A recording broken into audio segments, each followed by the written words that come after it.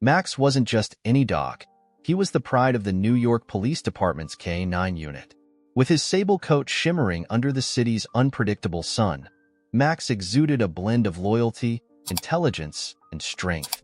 At 4 years old, he had already earned a reputation as one of the most reliable police dogs in the NYPD, credited with apprehending suspects, finding missing persons, and sniffing out contraband in high-stakes operations. But Max's legacy wasn't built on skill alone. It was the unshakable bond with his handler, Officer John Carter, that set him apart. The partnership between Max and John had been forged in moments of danger and trust. John, a seasoned officer in his late 30s, was known for his calm demeanor and dedication to justice. His light brown hair was always neatly combed, his uniform meticulously pressed. Though he rarely spoke about his personal life, those close to him knew he bore the scars of loss. His wife had passed away years ago, and he had no children to come home to. For John, Max wasn't just a partner. He was family. Max, John often said during their evening walks, his voice calm yet firm. "You're the only one who truly gets me." Max, with his ever-alert ears and wagging tail, seemed to understand.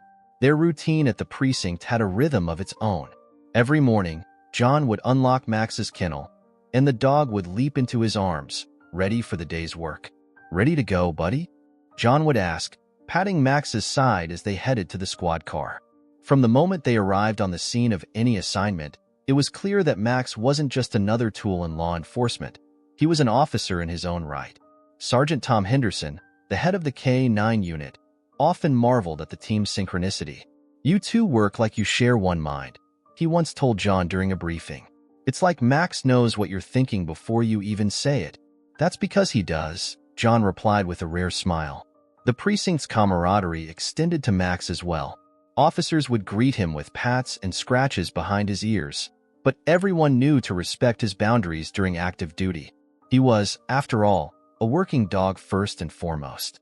Still, Max had a soft spot for Detective Mark Daniels, John's best friend and frequent partner.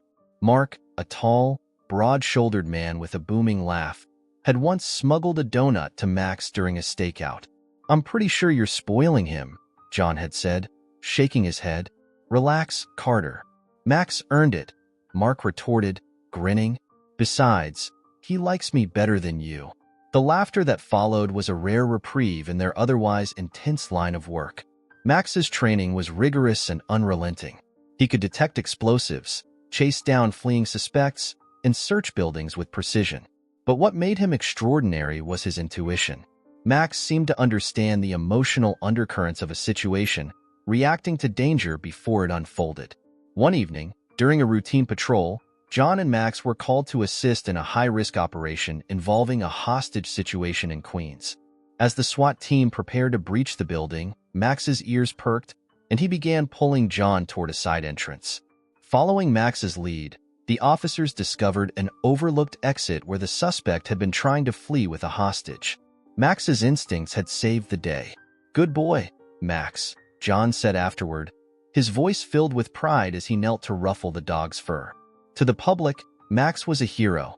To John, he was everything. Unbeknownst to both, their bond would soon face an unimaginable test, one that would challenge everything they believed about loyalty, trust, and survival. The crisp winter air hung heavy with sorrow as mourners gathered at St. Patrick's Cathedral in Manhattan. The majestic stone structure stood in solemn contrast to the grief of those filing inside. Police officers in their dress blues, family members clutching tissues, and members of the public who had heard of John Carter's bravery filled the pews. The sound of boots on the cold marble floor echoed softly as the NYPD honor guard carried the flag-draped casket to the front. Officer John Carter had been presumed dead during a dangerous operation to apprehend members of a notorious drug cartel. The news of his death had shaken the department and the city alike, sparking tributes from colleagues and officials. Max sat near the casket, his ears pinned back, his posture rigid. A K-9 dog was trained for discipline, but something in Max's demeanor was different today.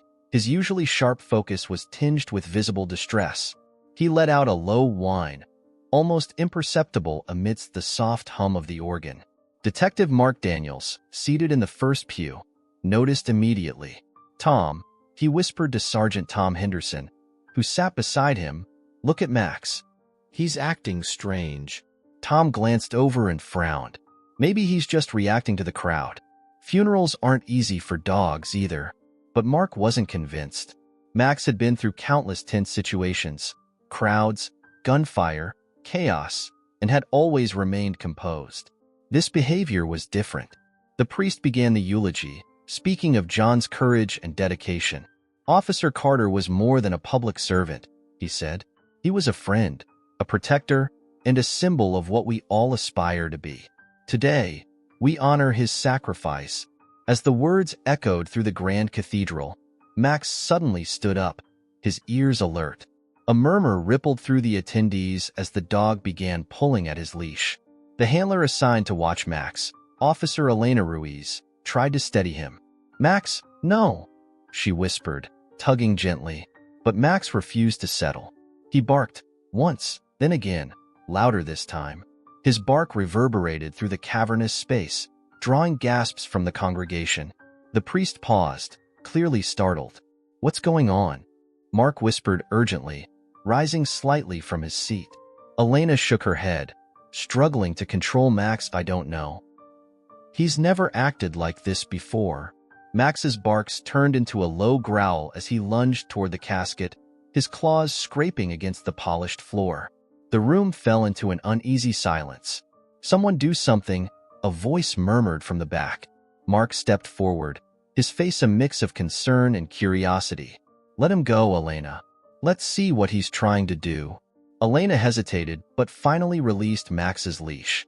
The dog darted to the casket, his paws pressing against its side as he barked incessantly. He began sniffing and clawing at the edges, his agitation escalating with every second. What in the world? Tom muttered, approaching the scene. The murmurs grew louder among the mourners. Max's behavior was more than unusual.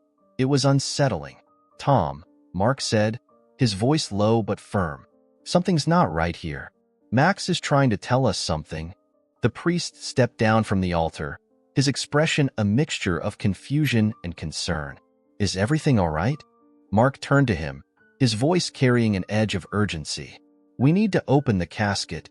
The room erupted in whispers. Open the casket? Are you crazy? Someone asked. Tom hesitated, his brow furrowed. We can't just. This is highly irregular. Mark placed a hand on Tom's shoulder. Look at Max. He's never been wrong before. If we don't check this, we'll regret it. Elena chimed in. Max is trained for this kind of thing. If he's acting this way, there's a reason. After a tense pause, Tom sighed and nodded. All right, but this better not blow up in our faces. The funeral director, visibly uncomfortable, reluctantly approached the casket. This is highly unconventional, he muttered, but he complied. As the lid was lifted, a collective gasp filled the room. Inside the casket lay not John Carter, but another officer, James Miller, his face partially obscured by injuries sustained in the operation. What the hell? Mark whispered, his eyes wide. Tom staggered back, his face pale. How is this possible? Max let out a soft bark and turned toward the church doors, his stance urgent. Mark, recovering from the shock, nodded toward the dog. He knows where John is. Let's go. Without another word, the officers followed Max out of the cathedral, leaving behind a room full of stunned mourners and unanswered questions. The NYPD squad car sped through the busy streets of Manhattan, sirens blaring, with Detective Mark Daniels behind the wheel. Beside him, Sergeant Tom Henderson held on tightly, his jaw clenched in tense silence. In the back seat, Max sat upright, his ears pointed forward, as if every muscle in his body was attuned to an invisible signal. The dog's strange and urgent behavior had already uncovered the shocking mistake in the funeral, and now, his unrelenting focus seemed to be guiding them toward the truth. Are we really doing this? Tom asked, breaking the silence. His voice carried an edge of disbelief. We're chasing after a dog's hunch? Mark's knuckles tightened on the steering wheel. You saw what happened back there, Tom. Max knew something was wrong, and he's still trying to tell us something. I'm not about to ignore him now. Tom glanced at Max through the rearview mirror. He's acting like he knows exactly where we're going. How is that even possible? Dogs like Max don't work on luck, Mark said firmly. It's instinct. And if there's even a chance he's leading us to John, I'll take it. Max suddenly let out a sharp bark, his body leaning forward as though urging Mark to turn. Mark slowed down and glanced at the GPS. They were nearing Queens, not far from where the operation had taken place a week ago. All right, buddy, Mark muttered, turning the wheel. Show us the way. The car pulled into the parking lot of Queens General Hospital. Max immediately began pawing at the door, eager to get out. Mark barely had time to open it before the dog leaped out and took off, his leash dragging behind him. Max! Tom called out, but the dog didn't slow down. Mark and Tom hurried after him, weaving through the maze of corridors inside the hospital. Nurses and patients turned their heads, startled by the sight of a police dog charging through the halls. What's going on? A security guard asked, stepping in their path.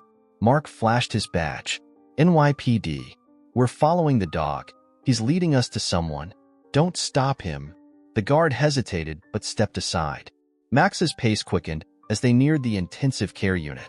He stopped suddenly at a door, barking loudly and scratching at it. This is ICU, Tom said, his voice tinged with doubt.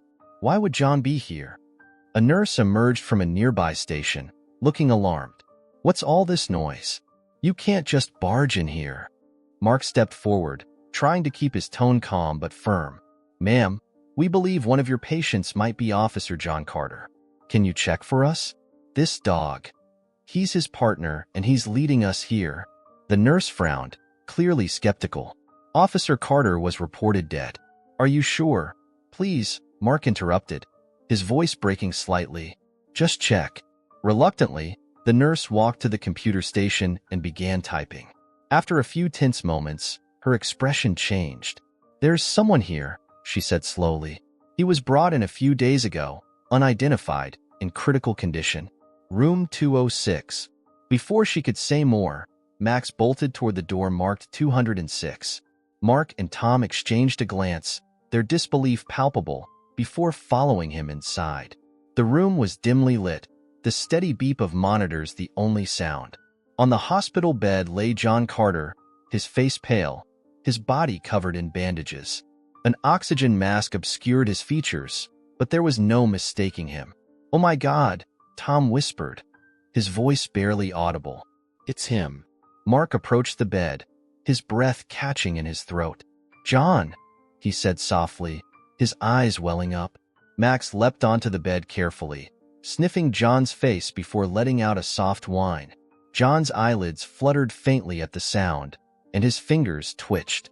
It was the first sign of life he'd shown in days. The nurse gasped. He's responding. That's the first movement we've seen from him since he arrived.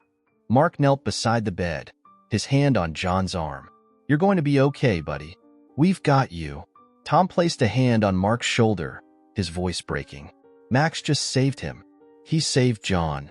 As Max lay down beside John, resting his head gently on his handler's chest, the room filled with an overwhelming sense of relief and awe. The unshakable bond between man and dog had not only survived the impossible, but had become the key to a miracle.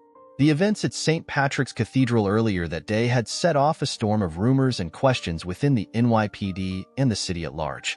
News of the discovery that John Carter's casket did not, in fact, contain his body had begun to circulate, creating both confusion and outrage. For Mark Daniels and Tom Henderson, the shock was still raw, and they knew the next steps wouldn't be easy. Back at the precinct, a meeting was called to address the situation. The tension in the room was palpable. Mark, Tom, and several senior officers gathered in the briefing room, the weight of the morning's events hanging heavy over them. Max lay at Mark's feet, his ears perked up and his eyes scanning the room as if he could sense the unease in the air. Captain Rebecca Hayes, a no-nonsense woman with a sharp gaze and decades of experience, stood at the head of the room. I don't need to tell you that today's incident has raised serious questions, not just within the department but across the city, she began, her voice calm but authoritative. How did we misidentify a fallen officer? And more importantly, where is John Carter? Mark leaned forward, his hands clasped tightly together. Captain, the mistake wasn't just ours. It came from the coroner's office, the chaotic circumstances of the operation, and the condition of the bodies. But right now, what matters is that Max led us to John. Rebecca's gaze shifted to the German shepherd at Mark's feet. I read your report, Daniels. You're saying the dog knew Carter wasn't in that casket? Yes, ma'am, Mark replied, his voice steady. Max's behavior was unlike anything I've seen. He refused to back down until we investigated. If it weren't for him, we'd still believe John was dead. A skeptical murmur rippled through the room. One officer, Detective Raymond Connors, raised a hand. With all due respect, Captain, are we really basing this investigation on a dog's instincts? What if it was a coincidence? Mark's jaw tightened, but he kept his composure. Max isn't just any dog, Connors. He's trained to detect things we miss, danger, inconsistencies, emotions. If he hadn't acted the way he did, we never would have found John. Tom nodded in agreement. The proof is in the result. Max led us to the hospital where John is now recovering. That's not coincidence. Rebecca held up a hand to silence the growing debate. Enough. The fact remains that John Carter is alive, and the body in that casket was misidentified. This department owes it to him and to Officer Miller's family to find out what went wrong. The room fell silent as the gravity of her words sank in. Sergeant Henderson, Detective Daniels, I want a full report on the operation that led to this mistake. Every detail, every decision. And Daniels, Rebecca added, her gaze softening slightly, keep Max close. If this dog can do what you say, we're going to need him. Yes, ma'am, Mark replied, his hand instinctively reaching down to pat Max's head. The dog wagged his tail faintly, his alert expression never wavering. As the meeting adjourned, Mark and Tom lingered in the hallway outside the briefing room. You think they believe us? Tom asked, crossing his arms. Mark shrugged. Doesn't matter. What matters is we follow through. John's alive because of Max, and I'll bet my badge he can help us figure out the rest. Tom glanced down at the dog. I hope you're right, because this whole thing just put a target on all our backs. Mark nodded grimly. He knew the stakes were high, and the road ahead would be filled with scrutiny and doubt. But one thing was certain, Max had already proven his loyalty and his instincts. Whatever challenges lay ahead, Mark was ready to follow the dog's lead, just as he had in the cathedral.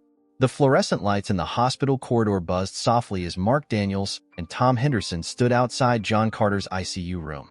The nurse's revelation still echoed in their minds. John was alive, and the body in the casket wasn't his. But how?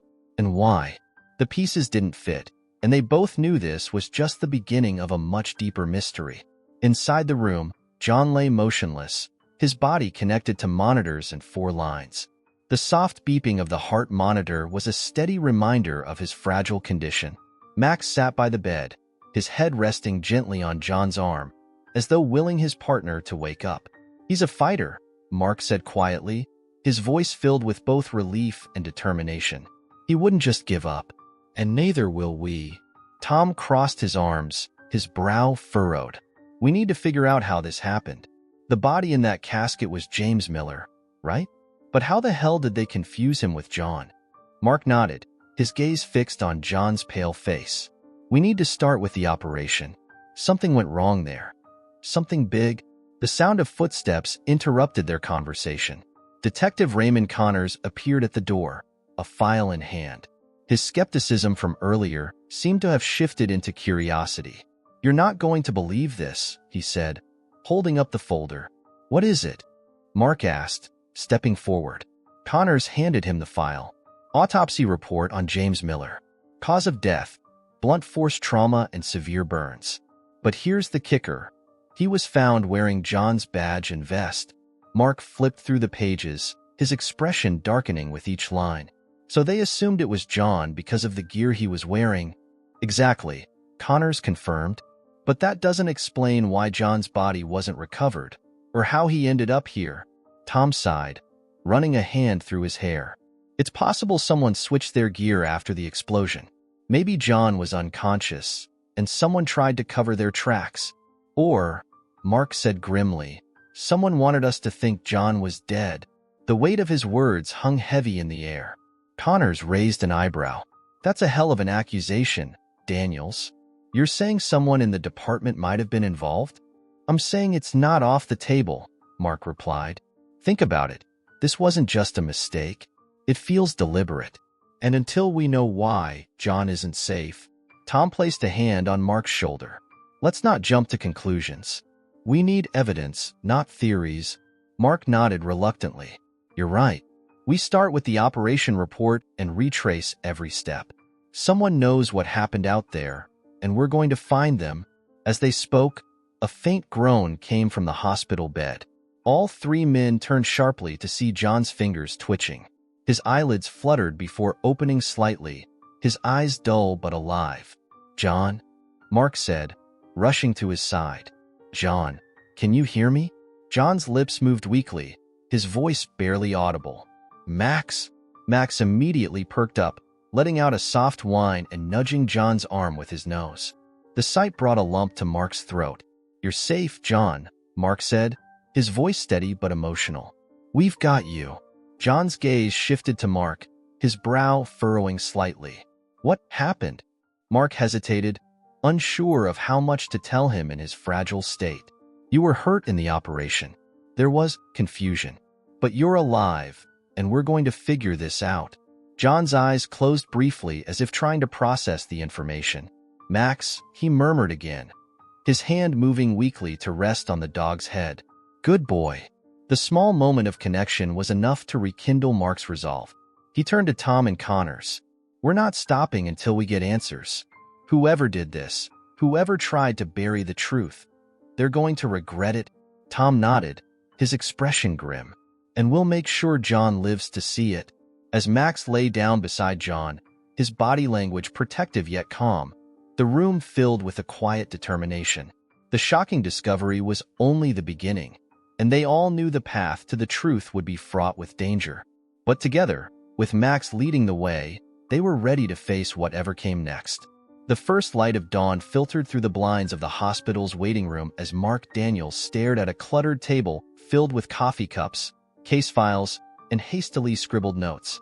The weight of the past 24 hours pressed heavily on his shoulders. John was alive but barely holding on, and the chain of events leading to the mistaken identity seemed more suspicious with every new piece of information. Tom Henderson entered the room with a large coffee in hand, his expression just as haggard as Mark's. Any updates on John? He asked, sitting down across from him. Stable but unconscious, Mark replied, rubbing his temples. The doctors say he's lucky to be alive, but they don't know how long it'll take for him to recover fully. It's up to us to figure out what the hell happened out there. Tom nodded, his gaze dropping to the open file on the table. I talked to forensics. They're confirming the timeline on James Miller's body.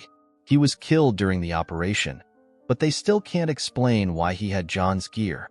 Mark leaned back in his chair, staring at the ceiling. We need to talk to anyone who was at the scene that day. Officers, witnesses, even civilians. Someone must have seen something. As if on cue, Max padded into the room, his leash trailing behind him. He walked straight to Mark, resting his head on the detective's knee.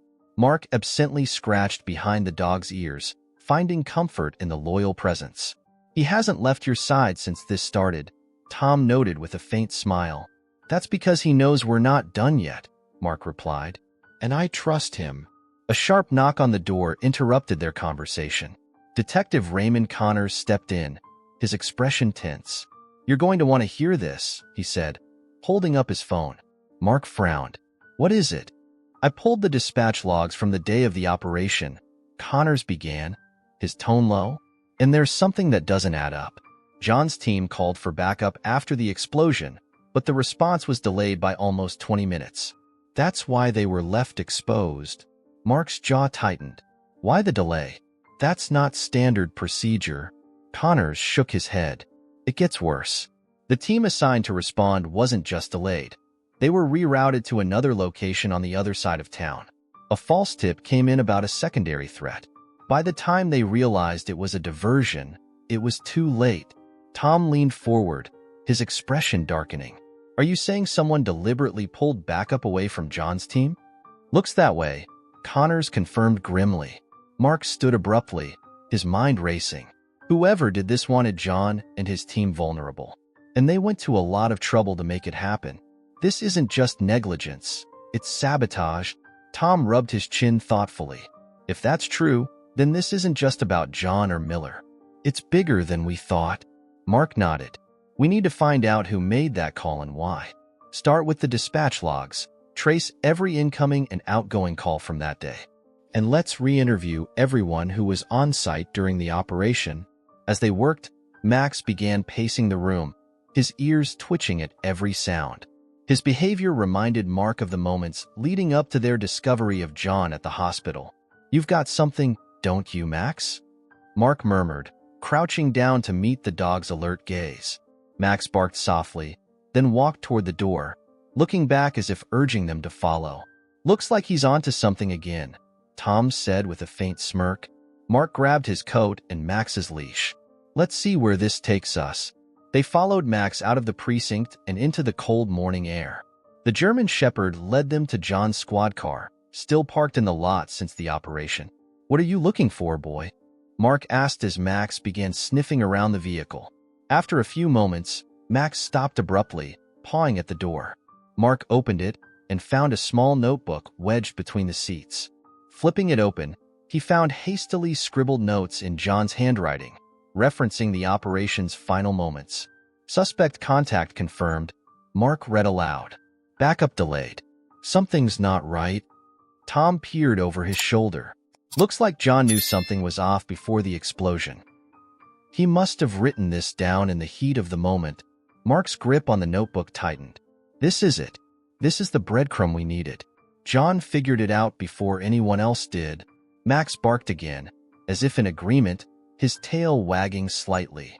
We follow the trail, Mark said, his voice resolute. And we don't stop until we find out who's behind this. The corridors of Queen's General Hospital were eerily quiet, save for the occasional beeping of machines and the shuffle of nurses making their rounds.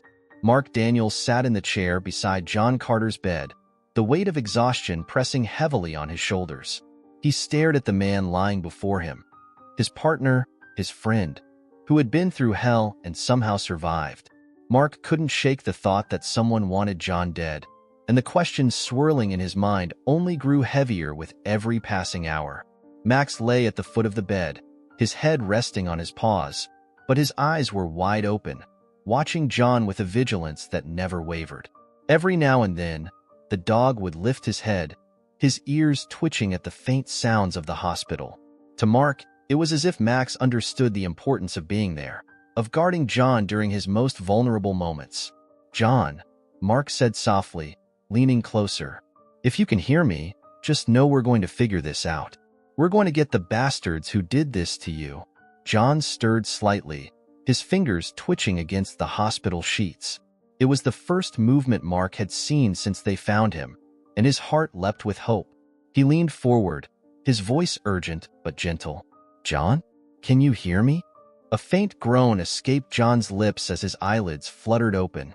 His gaze was unfocused, but it was enough to make Mark's chest tighten with relief.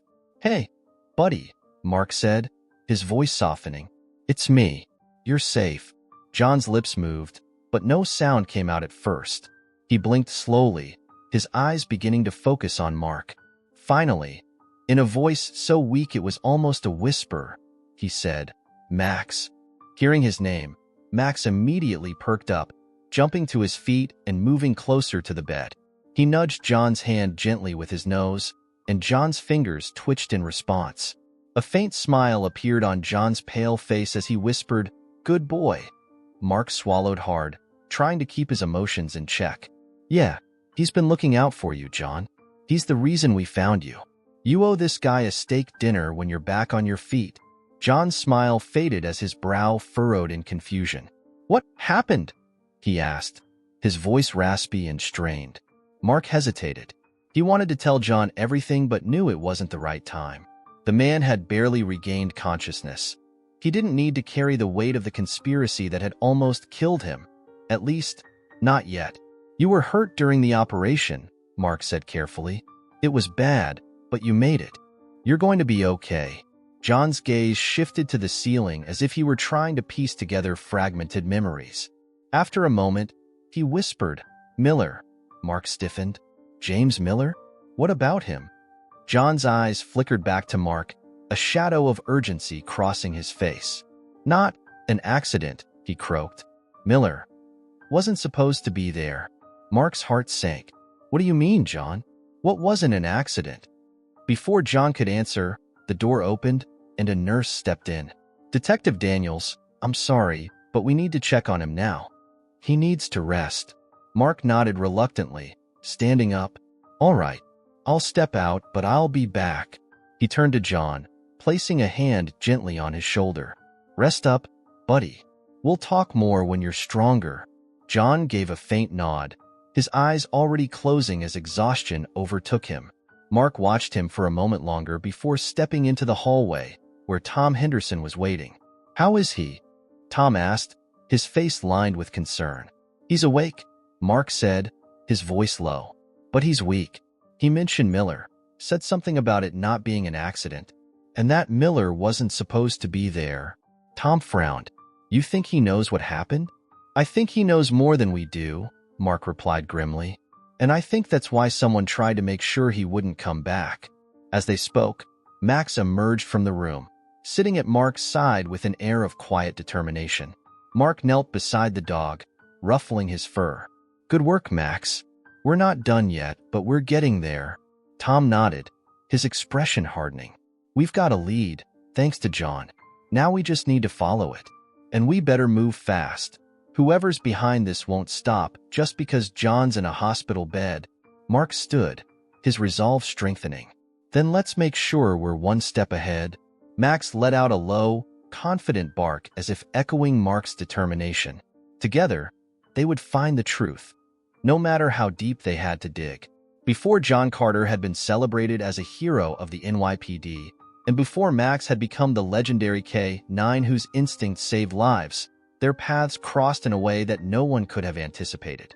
It was a cold morning in Brooklyn, the kind where the chill seemed to cut through even the thickest of coats. For John, it had been an ordinary patrol day, until a call came in about a disturbance at an abandoned warehouse near the docks. When John arrived, the scene was chaotic. Animal control officers were arguing with a group of civilians who had gathered near the warehouse. Inside, the muffled sounds of barking and snarling echoed, sending chills down his spine. What's going on? John asked as he approached the group. An animal control officer turned to him, her expression grim. Someone's been running an illegal dogfighting ring in there. We got a tip this morning, but the place was already cleared out when we arrived. They left behind the dogs they couldn't use anymore. John clenched his jaw, the weight of her words sinking in. How many dogs? About 6, she replied. Most of them are in bad shape. One of them is especially aggressive. We can't even get near him. John didn't hesitate. Show me. Inside the warehouse, the stench of urine and blood was overwhelming. The other dogs, though injured and frightened, had been loaded into cages for transport. But in the far corner of the room, a single dog stood apart. A German shepherd with matted fur, a thin frame, and eyes that burned with distrust. His body was scarred. His ears perked up in defiance as he growled at anyone who dared to come close. That's the one, the officer said, keeping her distance. We're going to have to put him down. He's too far gone. John looked at the dog, his heart tightening. There was something in the shepherd's eyes, a flicker of intelligence, a spark of life that refused to be extinguished. He stepped closer, ignoring the officer's warning. Careful, Carter, she said. That dog's not safe. I'll take my chances, John replied, crouching down a few feet from the dog. Hey, buddy, he said softly. It's okay. I'm not going to hurt you. The dog growled low in his throat, his body tense and ready to attack. But John stayed still, keeping his voice calm. You've been through a lot, haven't you? I can see that. But you don't have to fight anymore. I'm here to help. For a moment, it seemed like the dog wouldn't budge. Then, slowly, his growl faded.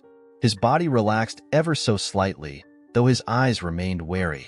Good boy, John said gently, taking another step closer. He reached into his pocket and pulled out a granola bar, unwrapping it and holding it out. "You hungry?" The dog sniffed the air cautiously before inching forward. He took the food from John's hand, his movements quick and nervous, but he didn't retreat. The animal control officer stared in disbelief. "How did you do that?" John shrugged, his gaze never leaving the dog. "I didn't. He just needed someone to see him." It wasn't long before John convinced his superiors to let him take the dog into the department's K-9 program. The road ahead wasn't easy. The shepherd, who John named Max, was riddled with trauma. He flinched at sudden movements, barked at strangers, and recoiled from any attempt at physical contact. But John was patient. Day after day, he worked with Max, earning his trust inch by inch.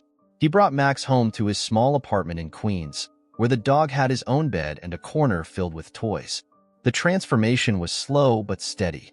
Max began to relax, to play, to trust. The breakthrough came during a training exercise months later. John and Max were in the field, practicing suspect apprehension. When the decoy ran, Max hesitated for a split second, his old fear surfacing. But then he looked at John, who nodded reassuringly. "Go, Max," John shouted, and Max went.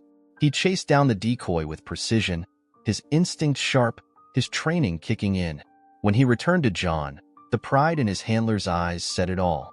From that day on, Max became more than just a K-9 officer. He became John's partner, his confidant, and his family. They worked together seamlessly, their bond unshakable.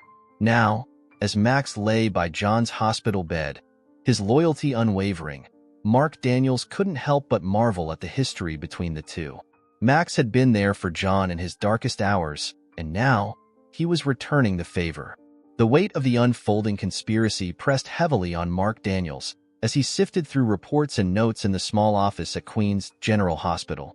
The notebook Max had led them to had revealed just enough to confirm suspicions, but not nearly enough to draw any conclusions. It was becoming clear. John Carter had stumbled upon something during the operation, something that had almost cost him his life.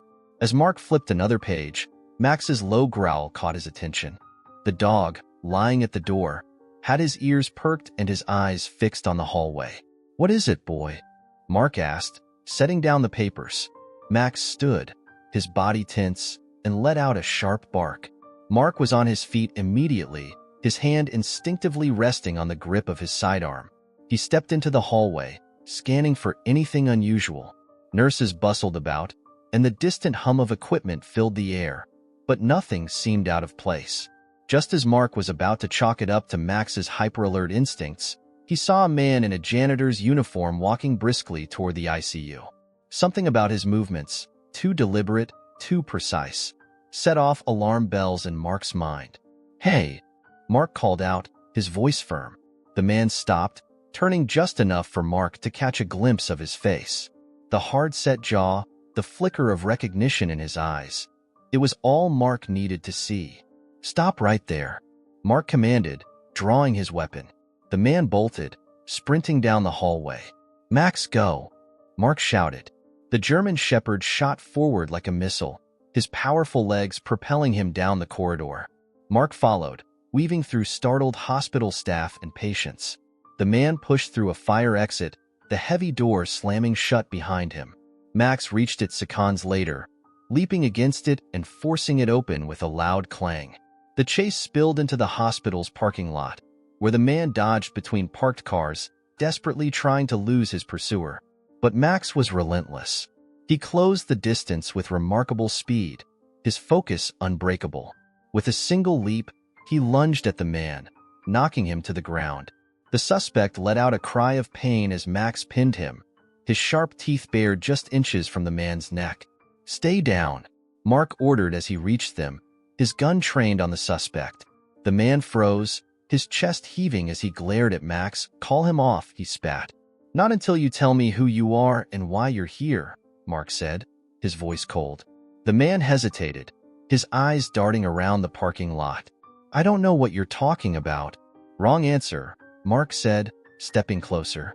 "Max here doesn't like liars, and he's got a pretty good sense of when someone's hiding something." The man's resolve crumbled under the combined pressure of Mark's gun and Max's snarling presence. All right, he stammered. I was just here to deliver a message. What message? Mark demanded. The man swallowed hard. Tell Carter to keep his mouth shut, or next time, he won't be so lucky. Mark's blood ran cold. Whoever this man was, he wasn't acting alone. This wasn't just about John.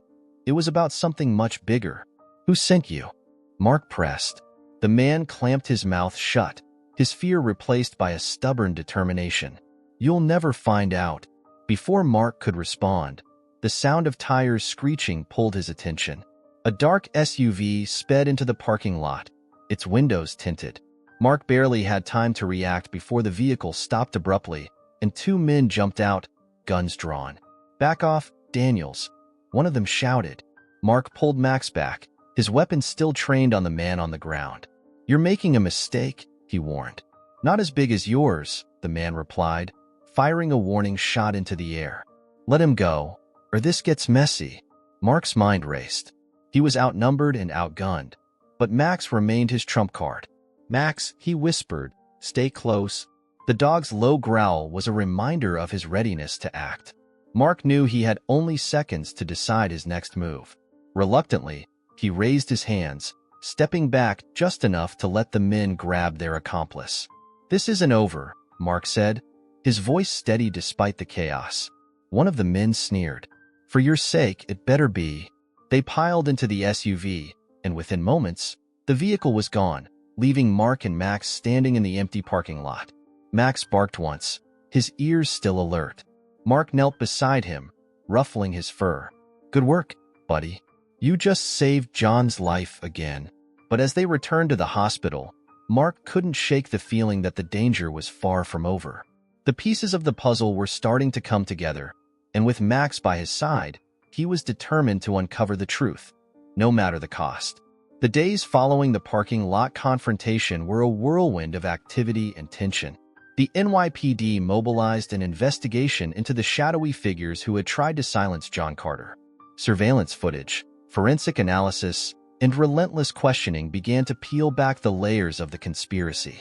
Slowly, the truth emerged, a web of corruption that reached higher than anyone had initially suspected.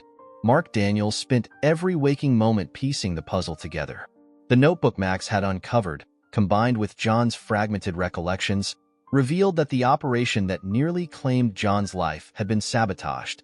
Key intelligence had been withheld, and backup had been deliberately delayed to ensure John's team was vulnerable. The culprits? A group of corrupt officials within law enforcement and local government who had been protecting a drug cartel for years. The realization hit hard. We were set up from the start, Mark said one evening, slamming a file down on his desk. John wasn't just a target. He was a threat to their entire operation. Tom Henderson, seated across from him, nodded grimly. And they almost got away with it, but almost wasn't good enough for Mark or for Max. The German Shepherd had become a central figure in the investigation. His keen instincts and loyalty had not only saved John, but had also uncovered the crucial evidence that broke the case wide open. 2 weeks later, the precinct held a press conference. Cameras flashed as Captain Rebecca Hayes addressed the media. Today, we are proud to announce the successful dismantling of a criminal network that had infiltrated our city's institutions. This success would not have been possible without the extraordinary efforts of our officers, and one very special member of our team, Mac. The crowd erupted in applause as Mark stepped forward, Max at his side. The dog sat proudly, his ears alert, his tail wagging slightly as the attention fell on him. Max is more than just a K-9 officer, Mark said, his voice steady despite the emotion threatening to break through. He's a partner, a protector, and a symbol of everything we stand for: loyalty, courage, and the unrelenting pursuit of justice. The room was silent for a moment before breaking into a standing ovation. Even the most stoic officers couldn't hide their smiles as Max barked once, as if to say, "You're welcome." That evening, Mark visited the hospital to see John, who was now sitting up in bed, his color returning, though his body still bore the scars of his ordeal. Max immediately leapt onto the bed, careful not to disturb the 4 lines as he nuzzled against John. "Hey, Buddy, John said, his voice stronger than it had been in weeks. You've been busy, haven't you? Mark chuckled. He's been the star of the show. You should have seen him during the press conference. I think he enjoyed it more than I did. John smiled faintly, running a hand over Max's head. He deserves it. He's the reason I'm still here. Mark pulled up a chair, his expression softening. You're not just here because of Max. You're here because you fought to survive. And now we've got the people responsible. They won't hurt anyone else. John nodded, the relief evident in his eyes. Good. It's about time. The two sat in comfortable silence for a moment, the weight of the past few weeks beginning to lift. Finally, John spoke again. You know, Mark, Max isn't just a dog. He's a reminder of what's worth fighting for. Mark glanced at the German shepherd, who had curled up beside John, his eyes half closed but still watchful. Yeah, he said quietly. He's proof that loyalty and love can get us through anything. In the months that followed, John fully recovered and returned to the precinct, greeted with cheers and pats on the back. Max continued to serve as a K-9 officer, his reputation growing with each case. But for John and Mark, he was more than just a hero. He was family. Years later, when Max retired from active duty, John adopted him, ensuring that the dog who had saved so many lives would spend his remaining years in peace, surrounded by love. Together, they became a local legend, their story told in precincts, classrooms, and homes across the city. In the end, it wasn't just about solving a case or bringing criminals to justice. It was about the unbreakable bond between a man and his dog, a bond that inspired everyone who heard their story. And as John often said, Max didn't just save my life. He showed me what it means to truly live. Leave your like, subscribe to the channel, activate the notification bell, and if you watched until now, comment, I watched until here, and share your opinion about this story. Oh, and don't forget to watch the next video that appears on the end screen. It's super exciting. Leave your like, subscribe to the channel, activate the notification bell, and if you watched until now, comment, I watched until here, and share your opinion about this story. Oh, and don't forget to watch the next video that appears on the end screen. It's super exciting.